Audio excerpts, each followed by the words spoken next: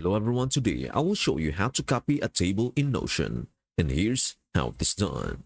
Step 1. Open Notion and find the table. Open the Notion app on your Android device. Navigate to the page or workspace that contains the table you want to copy. Step 2. Copy the table.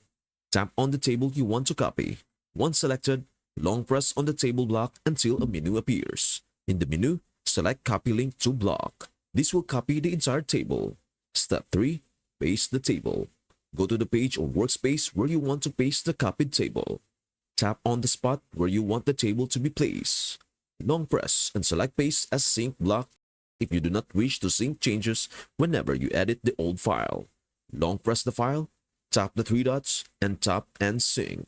And that's everything you need to know about how to copy a table in Notion. That's it.